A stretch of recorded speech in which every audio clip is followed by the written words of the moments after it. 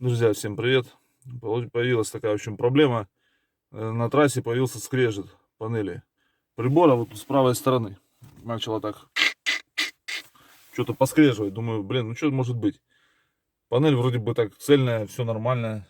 Ничего там вроде бы скрипеть не должно. А потом вспомнил, что у меня была схожая проблема на Равоне R4. Ну, тогда меня просто вообще вынесло мозг конкретно, потому что скрежетало так, ну, просто был ужасный звук, противный, отвратный. В общем, в машине ездить было по трассе иногда просто невозможно. Нервы сдавали. Я уже снимал вот эти вот боковые тогда панельки, думал, может быть, здесь причина, проклеивал их, но оказалось, что это все фигня. На самом деле, причина была в другом.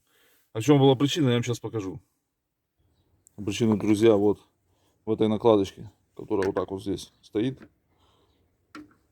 Она соприкасается вот этой частью с лобовым стеклом. И вот посмотрите, как выяло лобовое стекло. Видите, аж выяло стекло. Она аж канавки. И вот из этих канавок, из-за того, что оно трется, естественно, происходит такой скрежет противный по стеклу. В общем, очень неприятный. Как бороться, сейчас я покажу. Бороться абсолютно просто. Уже наш легендарный антискрип. Клеим его вот сюда, под эту подкладочку пластиковую.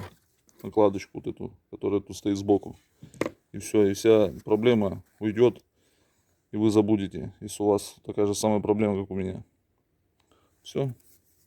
Пишите, кому это помогло.